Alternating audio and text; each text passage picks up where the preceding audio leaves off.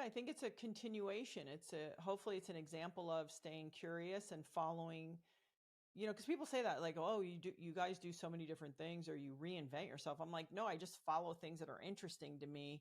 I don't feel the pressure to do what I've always done. I'm willing to take a risk and to suck or fail, which, okay, so we have Laird Superfood and XPT, but between like my professional end of my professional career and those, there definitely were some failures from some attempts. Hi, I'm Andy Jackson. And I'm Lauren Parsons, and this is the All Wellco podcast. Dive deep with us as leading experts share their unique perspectives on topics such as recovery, sleep, movement, and the latest innovations in the space. On today's episode, we're chatting with Gabby Reece, New York Times bestseller, volleyball legend, Nike's first female spokesperson, and so much more. We're super thrilled to have her on today and can't wait to get into it. Gabby, it is truly an honor to have you with us today. I don't know if you know this, but I also played D1 volleyball. My career ended after college like most, and so seeing the incredible path yours has taken since then is truly amazing. You've often spoken about the privilege of professional athletics, so I'd love to start there. Can you unwrap that a bit and share the impact that had on your philosophy towards life? Yeah. Wait, what position did you play? I was a setter, a short setter, but a setter. Yeah, well, whatever. Setters don't have to be giant. Okay, I love that. That says a lot about you. Thank you. Hey, Gabby, I was one of these typical arrogant male and played volleyball with her one day and said, I'm much taller than you, I'll be fine. She literally served the ball, and I saw it when it hit me in the forehead. Yeah, I know. It's a beautiful thing about volleyball. It has an equalizing impact with size and strength because you have a net between you and your opponent. So it's great. Um, so as far as, my path to playing professional sports, I really fell into it. I think for a lot of people, it's sort of a long-term goal and plan. And for me personally, I had come from the Caribbean. I kind of fell into playing college on a scholarship and sort of improved, and then really also didn't get burnt out. So I think that's why I pursued playing professionally. But I actually believe if you play really high level sports, whether it be at high school or let's say college to really top it off, I think you get almost everything you need from sport as far as for life. I think the notion of working with other people or trying to accomplish goals and learning to get up after you fail many times and winning and just all that goes into it, scheduling, time management, all of it. I feel like you get most of it. Now, if you talk about building maybe a little more metal, professional sports is just another opportunity, one, to beat your body up. So there's always that. And then two, just to kind of probably get a little bit more kind of mental and fortitude and relationship with discomfort and things like that. And that just helps with in any way you want to, um, anything you want to approach in life. So, so you're a New York Times bestseller. You've pioneered multiple successful business ventures. You've broken barriers such as Nike's first female spokesperson, which is a topic that I'm excited to dive deeper into a little bit later. What was that transition like for you from pro sports to this life after? And how have the values and lessons from your athletic career influenced the way that you tackle challenges and pursue success across these different areas of your life? I think for a lot of athletes, it can be a tricky transition. You have an identity of sorts, and you kind of that's where you put your lion's share of your energy. But for me, I will say one of the lucky, fortunate things was that beach volleyball, because it is a niche and lifestyle sport, it's so small that I was always kind of doing a hustle anyway. So I was doing MTV Sports or writing columns. And it was a genuine, these are things I was genuinely interested in, but because it's not like, let's say for women tennis, where all I had to do was be really good at tennis and focus only on tennis. I, even at the height of my professional career, really was doing so many other things, which made that transition easier, which also made the idea of, I say this a lot,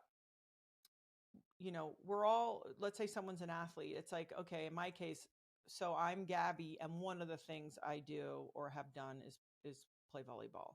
And it's really to learn how to separate. We are not what we do, whether it's the CEO or the football quarterback or whatever. And so really, I think I learned that really quick. And so it made the transition easier, but it also made taking new challenges on easier because you get that proof of concept, right? So whether you're doing a new business or you're taking something on new after sport, you go, well, I've been in a place where I didn't know how to do something, and I have the ability to figure it out, to fail, to ask for help, to get coaching, to be mentored. And so I think it really does give you that skill set that can be so helpful.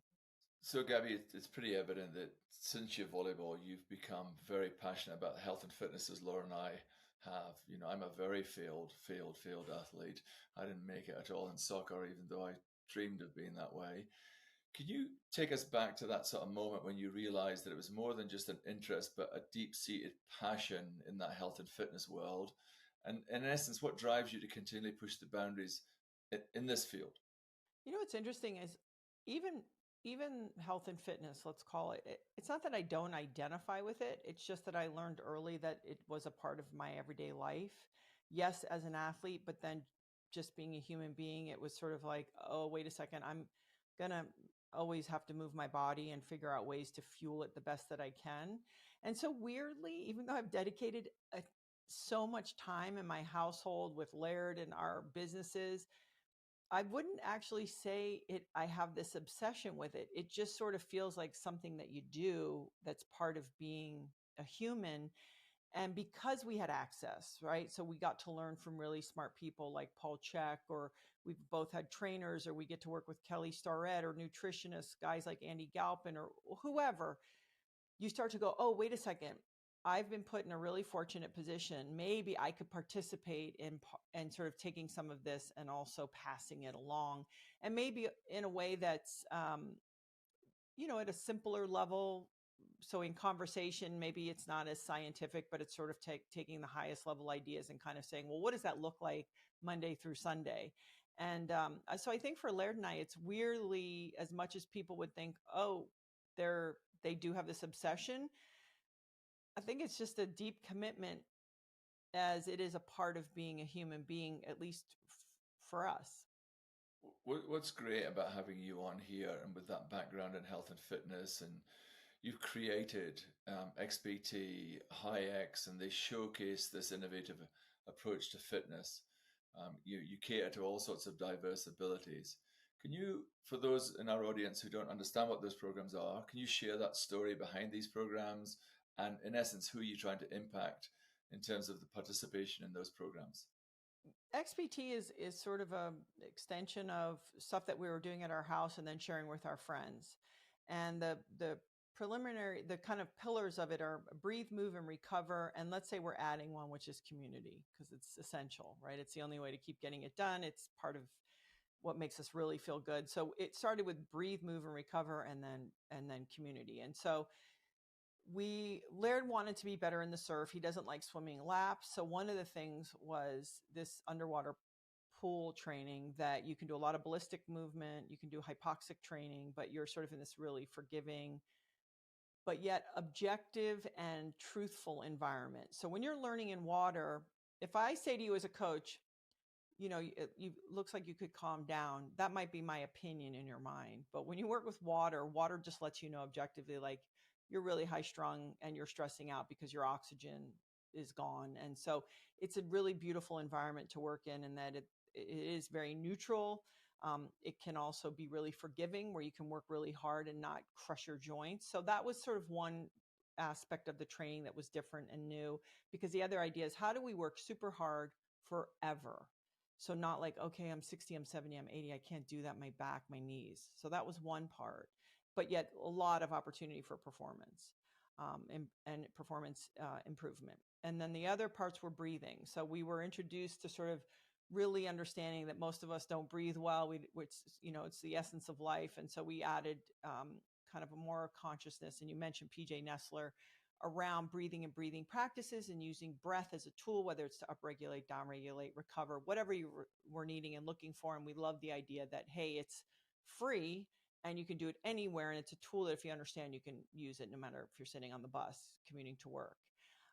And then recovery, in the sense of, people say, oh, I have a day off, and it's like, sit on the couch. It's like, Well, no, what you learn, especially as an aging athlete, is you've got to participate in your recovery. So it's like, okay, the sauna, the ice, breathing is an incredible tool. And even though you have a day off, maybe you work on your tissue or whatever it is. And so put some emphasis on that, and, but not make it fixed, because what you start to know is when you live long enough, you realize you don't really know too much, but there are some constants, right? Like hydration and sleep and about, avoiding alcohol and trying to eat real food. Okay. So there's some constants, but how we're going to want to move or need to move, or the best way to move, and certain little practices, this might be a moving target. So XPT hopefully has sort of a growing component to it, where it's like we're sharing what we know best now. And Laird and I both feel like whether you're 8 or 80, some type of these exercises should be good for all, because then it feels real.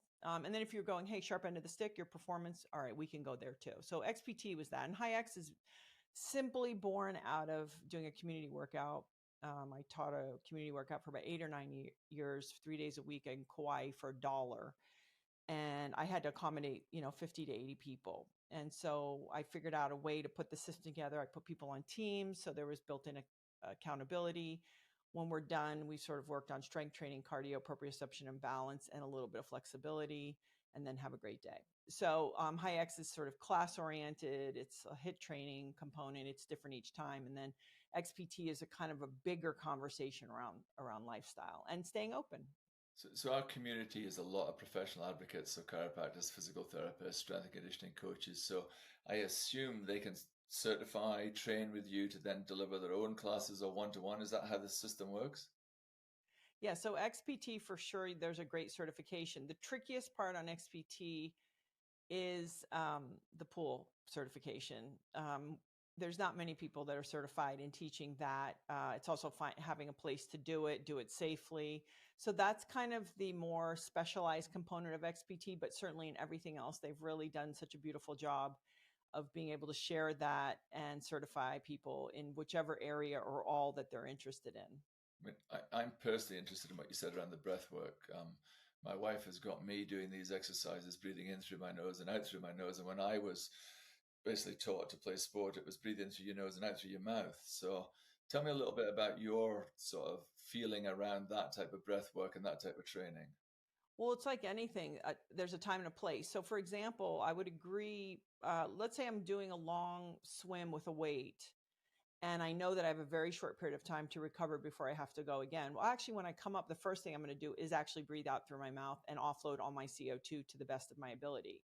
And we even talk about, like, Laird will use the back of his throat. I actually use my teeth to try, I call it the dirty air, to pull the air up and out so that I can take full recovery breaths before I have to work again. So I think it's just understanding when you are working, what does that breath look like? How much time do you have to recover? If you're at work and you're stressed out, okay, what does that breath look like? Because that would be, in through the nose and out through the nose. But also the minute the exhale gets longer than the inhale, after about a minute or two of that, now you're automatically going to downregulate. So it's just really getting people in tune with it and where they can use it and how. But even in the beginning, there's a wonderful person, Belisa Vranich. She does a lot of stuff in breathing, and she's excellent. But for example, like laying on the floor and just being able to self-massage up and underneath your ribs and getting everything open enough to breathe deeply, right? Because most of everyone's doing sort of this vertical breath and they're up in their chest. So it's all of the subtleties about creating the best environment to breathe, and then, okay, which breathing pattern is going to support you. If you're on a soccer field or you're playing American football and, you're ready to snap the ball, okay, maybe it's better to, one big exhale through your mouth, try to take 3 deep breaths, and then, okay, good to go. So I think one size never fits all, obviously. And it's kind of creating fertile ground for the most productive way to breathe so you can perform whatever your needs are. You've mentioned your husband Laird, and I'm sure everybody on this podcast know you're married to Laird Hamilton, one of the most iconic surfers out there. Your life with Laird must be filled with all sorts of athletic adventures. And I'm interested in how do you both find ways to support and challenge each other across your different sports? And are there any fun standout moments where you've exchanged expertise in volleyball and surfing? It's interesting. I think but we have children. I mean, our children are big now, but there's been a lot of years of kind of domestic living schedules, kids going to school, dinners being made. So I would say that Laird surfing is obviously in his life now, and since I've known him, and many years before that, finding waves, riding waves, that's the priority. And then other things Laird likes to do is helicopter snowboarding. He loves the Tordrillos in Alaska and some other places. Um, I did play volleyball against Laird in the beginning. It wasn't a good idea. Because then, all of a sudden, Laird, because he understands movement, right? He'd be like, "Oh, you should bend your knees," and I was like, "Oh, okay. Now you'd like to tell me how to play volleyball," and it was not good. Like Laird would, I used to joke that sometimes he would ride in the back of the truck, when we go home. He's wildly competitive. He's not a good competitor, so I always joke that's why he has to go in Mother Nature, because he knows he can't beat her. So at least he's sort of in check. Board games, it's like not a good idea. So we don't actually. One of the things I don't do is compete with Laird. It it's not good for the marriage. It's not good for our dynamic. You're talking about two people very differently, but probably pretty intense. So what we do is there's a lot of encouraging going on. And like even when we pool train together, you're already dealing with something hard enough that you're just kind of in the same space and it's nice and it's all positive. But you'd be surprised how little of that goes on in our house. Because again, it's not productive. We don't we mean it, so it's not worth it. I'm guessing that's a good bit of advice for people if they want to keep a stable marriage in an athletic partnership. Yeah, it's just not worth it. And quite frankly, Laird in certain ways is so superior as far as his ability and desire to want to be uncomfortable than mine, that I'm like, hey, I love you. I will pack your suitcase. If you come home, I'll give you some food. Have a great time. Because I am not interested in much. I don't mind being uncomfortable, but what he's in pursuit of, his desire to how deeply he would like to be in nature, that's over my pay grade. And so it's also, we have really different expertise and a different skill set, and so I just want to support Laird so that he feels that sense of freedom and the ability to be adventurous, because when he is at home, he is so incredibly present with our family, that I always want him to feel like he has that. That makes a lot of sense. My wife and I, we don't compete either for those exact reasons. We're very competitive in different ways, and I almost just would rather us not, because there are so many more beautiful things that we could have together. So I'm with you on that. Yeah. I'm here to make your life easier. But I will say this, I have seen couples, and maybe they don't, they have a playful language around it and they can do it. Some do. So I've seen it. Yeah, just not us, maybe, and that's okay. With Laird Superfood, you've really put the spotlight on plant-based nutrition. So what drives your enthusiasm for healthy eating, and how do you plan to impact the way people think about their food choices on a larger scale? Well, one thing I've learned, because I've had a lot of conversations around food and movement and all these types of things, this is all very personal. And so what I don't do is, the only thing I encourage people to do is like eat real no matter what. And I'm actually personally not plant-based. I I feel better when I have high sourced animal protein. I feel better on that kind of eating regimen. Um, but for us, it's really simple. Real food. Laird says, we eat plants and animals. Obviously, avoiding a lot of processed foods, and not telling people what to do, but making the invitation of, hey, how can you make it easier? Okay, do you plan it? Can you cook at home as often as you can? Because that's just one way to guarantee sort of understanding what you're eating, and just continuing to have the conversation about how really once you get into performance, movement is key, but nutrition, and as far as health and long-term health, really seems to be, kind of number one, given you're sort of doing some of the other things right. So it's just reminding people that nutrition is such an easy way to make it easy for yourself. And with Laird Superfood, we did plant-based because that's just the way it was. And again, trying to get we don't use, never mind artificial flavors, we don't use natural flavors in the products, which has its own set of challenges. But we are just, those are some of our guardrails that we personally put up for the company. And, I always say too, like, if I'm going to consume it, I will, but I would never share it with you. And so we have a sense of responsibility about what we're willing to share with people, and also what we're asking them to invest in and also bring to their home. So we feel really passionate about that. I like the idea of offering options rather than this is the way, this is the only way. Well, and also even seasons, right? You might have a person who said, I was eating red meat, and then I didn't feel like doing that anymore. And then I went plant-based for 18 months, and then I felt like I need a little bit of fish. And I think that that's the bigger message. Know yourself, get your own blood work done, see what's going on with your health, and honor yourself. And anyone, and actually Andy Galpin or Dan Garner said this, who's very smart in nutrition. And he goes, anytime in anything, somebody is offering you absolutes, run the other way. And so I am really a big advocate of people. It's just sort of, hey, can we invite you? Can we encourage you? This seems to work. Try it. See it for yourself. It's interesting. I literally was listening to a podcast this morning that Lisa, my wife, had on, and there was a guy on there who was talking about supplements and said no one in the world needs supplements. And I'm like, that's just too definitive to actually say that. So I couldn't agree with you both more, that it should be about choice. It's about timing. And then he did qualify it a little bit, and he said if someone's wearing a hijab and they're not getting enough sunlight, of course they need a supplement. That was his answer to it. It's just too extreme. Yeah. Well, and Laird, by the way, who's in the sun just about as any person I know, is vitamin D deficient because it's just hard to get it. So I think that it's just really understanding that, because that simple thing of vitamin D could save you so much hassle in your life, but you just have to know that for yourself, And so again, with the absolutes. I mentioned earlier that I wanted to get back to this piece, and you are Nike's first female spokesperson and shoe designer. You completely broke new ground.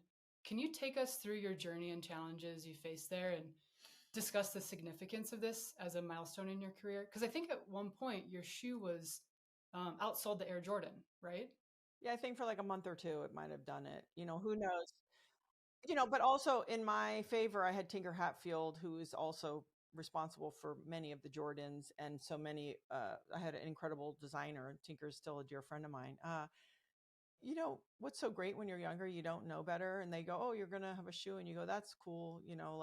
So I think what was fun for me was working with somebody like Tinker, where I could say, I need a training shoe to do this, but I have very big feet. So when I look down at it, I want it to look cute. Like, this is stupid shit you say, but I meant it, because part of it is, we all know this. When you go to train or you go on the mountain, you do have a uniform.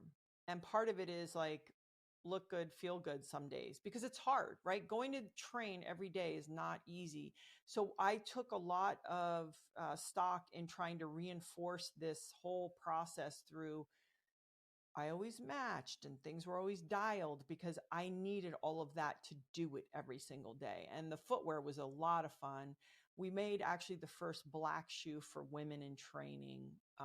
Before then, they had never made a all black, a sort of black shoe for girls in training. And that was a lot of fun. But, I don't think for 1 minute, I just wasn't aware that I was at the right place at the right time, and that I was really, really fortunate.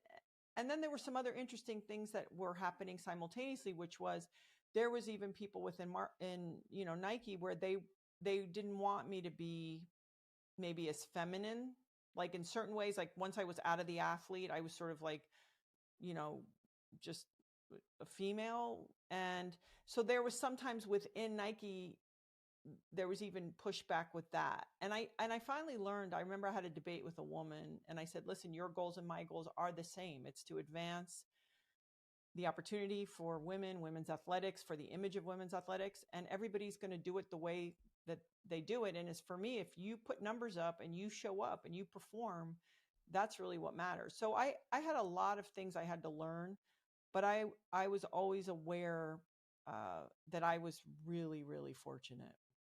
Yeah. Do you have a defining moment in your career that just completely halted or altered your trajectory? I mean, I know you dealt with a knee replacement and maybe that's it, but was there a moment for you looking back that just changed everything? No, I just can remember coming back from, like, I had a knee surgery once, and I just remember you go out to practice. I'm sure you guys have experienced this in your own worlds. And there's just that little thing inside of you that's like, I wonder, am I on the clock right now? How long will I get away with this?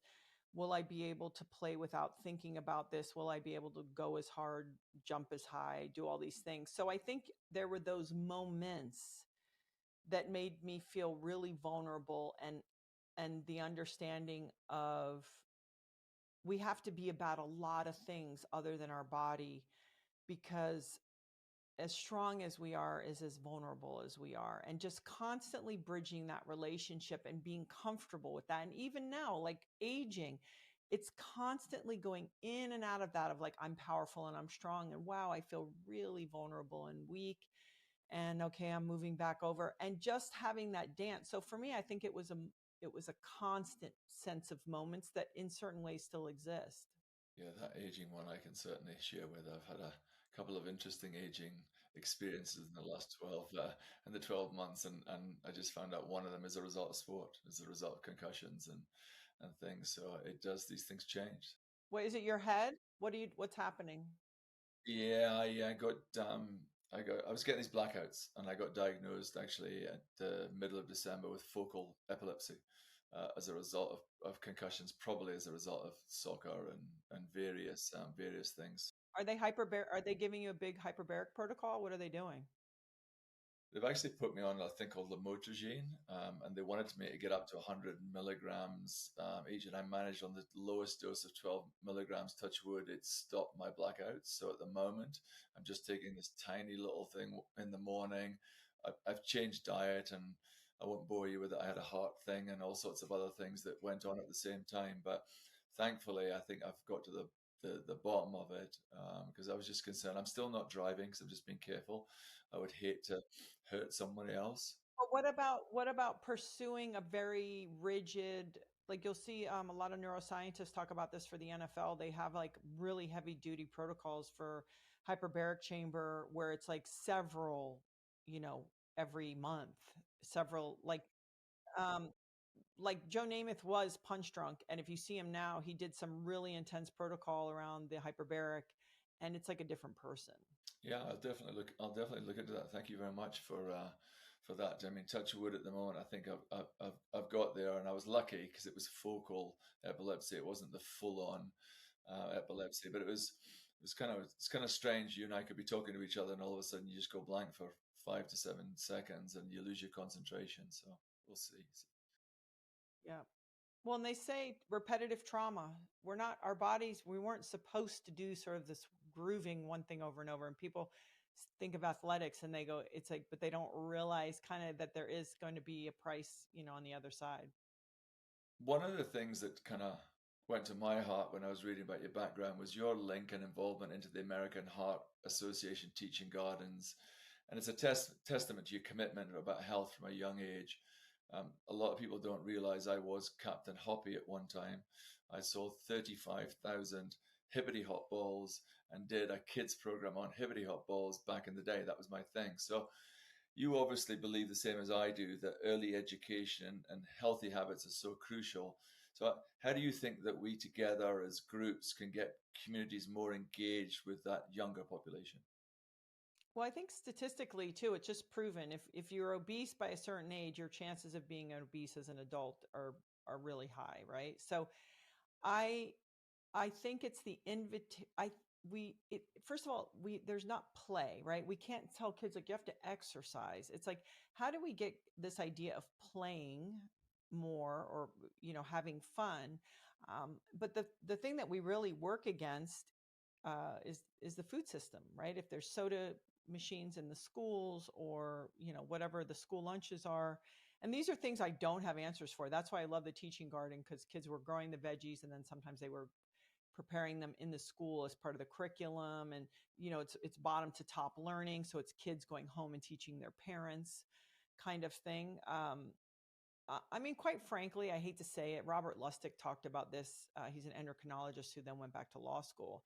You almost feel like we have to get litigious to, the food groups or FDA or people like that to actually change what's in the grocery store, because it otherwise is a pretty intense uphill battle that's unfair, because it's less expensive, it tastes great, it's probably a little addicting, and people are really busy and trying to barely pay their bills. So I mean, as I go, I sort of think it almost becomes like you have to force the change. As far as my house, I make nothing restrictive. Like, I don't have the stuff in my house, but what I've learned with all three of my girls is they all will come back around to it, to eating the way. So as far as like in your house being an example, because telling your kids anything or making them is never going to work. So it's like, oh, you want to eat that, eat that. But what I do see is they all, our family dinners are made of foods and, real foods and things like that, that works out. And so if people have small children, I think they stress out and go, they're never going to eat a vegetable. No, you keep offering it to them, and they will. And, we don't make special food for our kids, but, so in your home, obviously being the best example. Outside, I do think it's going to be like some kind of, it has to be a business thing. The leading by example is interesting. I didn't realize this, but when I was growing up, I was in the weird healthy house. We were the weird healthy kids. And so, now looking back, I cannot be more grateful that our snacks were grapes and carrots. We weren't allowed to eat lunch meat. It was just this whole thing that what was normal to us was not. But I look back on those days and I'm so thankful I was the weird healthy kid. What legacy are you hoping to build? What would be success there for you? I don't think much about legacy. I think, honestly,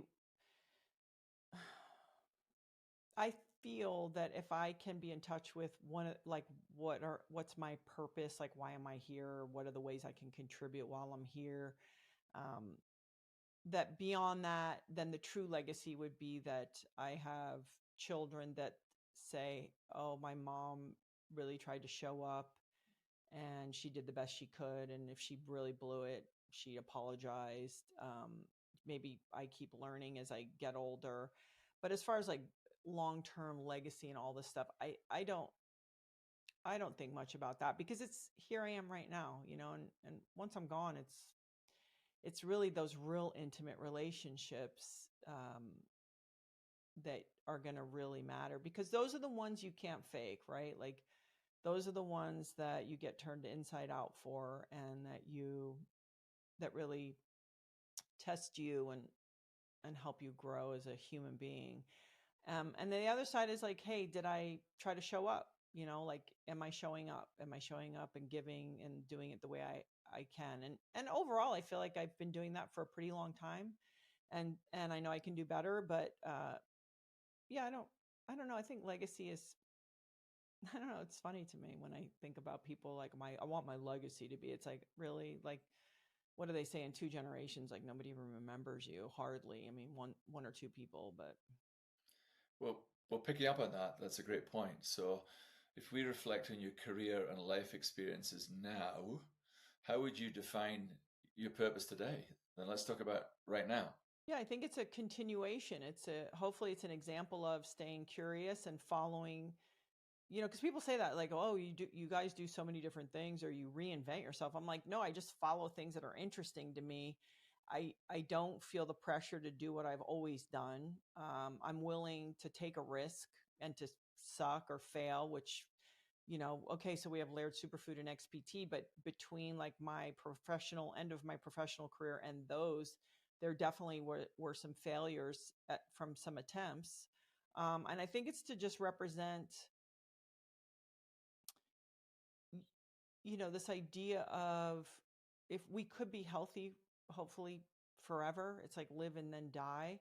And I think because I am a female, then I obviously speak in certain ways maybe I could be an alternative as like I felt when I was an athlete of, hey, there's a lot of ways to do it. You can be really, really smart, and you can be strong, and you can maybe, choose all these different things. And that's my hope, is just to represent somebody who's, I'm trying to pursue the things that genuinely interest me, and I'm willing to fail. And people only see the good stuff. And it's also like, I don't know what it means. Like when people go, oh, I can't do that. I'm 30, I'm 40, I'm 50, I'm 60. It's like, okay, well, why limit yourself, And you don't want to be unrealistic, but I don't want to succumb to that narrative about, well, that's just, at your age. It's like, okay, because I don't think that's the sentence. Yeah, if you're thinking about one piece of advice to give to our listeners, something that's drawn from your own life experience, just one thing, what would you say to our listeners? It's consistency. If you're talking about wellness, it's practice and consistency. Period. You can have I love it. Everybody has all the knowledge in the world, and they know how to hack it and do everything. First of all, you can't hack it. It's going to take work, but you have to be consistent, and that's going to be more important than like you crush yourself once every 10 days. And so to have that practice in place, because that, from what I have seen, is really the only way. You mentioned moving to things that excite you and, living in the moment. What's on the horizon? Are there any new projects or goals that you're particularly excited about? Now that my kids are getting older, my youngest daughter's a junior in high school, which means they barely want to have anything to do with you. Is I'm interested in working more. So obviously, the long-term success of Laird Superfood is very important to me. I have a podcast that is, it's growing, and it's interesting for me because my audience is 50-50, which I sort of like secretly. I don't know why, because I feel like that's some kind of validation of like good information is just sort of good. And that feels important to improve on that. And just to be more involved in finding ways to provide information to make it easier for people, because I do feel like, weirdly, even though there's more information, you see it everywhere. People are really going down in holes, and I feel like it's all hands on deck at the moment. So if you're a person who feels pretty good, and you have some support at home, and you have the extra, that we have to get out there and help other people, because I think it is very challenging right now for people. And so I'm not interested in being a combative source. I'm interested in being somebody who's like, I think we can do better, and I think we can be healthier, but it's also on us. We have to be the advocates. There's just no way around it. So it's like, I always say, it's grace and accountability sort of really side by side. So let's not bullshit about it. It's work, it's all these things, but it's completely achievable. Yeah, as we kind of start to conclude the end of this podcast, that one of the things that Laura and I looked at was, what's the theme of our podcast? What's it about? And for us, it's about strength, kindness, and perspective. We wanted to make sure that we educate people. We want to show that strength and character is good, but we also wanted to really focus heavily on kindness. It feels like a time in the world we should show more of that. So who would you like to recognize for their influence and inspiration in your life, to give them a shout out, their career, people who reflect those values? Who, that's what we're trying to do, is everybody on this podcast is give someone else a shout out at the end to show kindness. Who would you like to give that shout out to? That's a great question. I mean, I think from a perspective point of view, I have had a woman named Byron Katie impact me greatly. And then if I am being superficial, I'll give, what's Ben's last name? My knees over toes guy, Ben Patrick. Because I started walking backwards a couple years ago, and it really helped my knees out. So from an inner kind of self narrative, I'd say Byron Katie. She has a program called The Work. It's really been powerful, and helped me with some parenting stuff. And today I'll give it to Ben. I mean, but there's so many. Thank you very much, Gabby. This has been a real honor, and we truly appreciate your time. Thank you. Oh, my pleasure. Just quickly before you sign off, don't forget to visit network.allwellco.com and join our professional network. You'll get to enjoy exclusive benefits from brands we love and have access to a community where learning and professional development are always at the forefront of everything we do.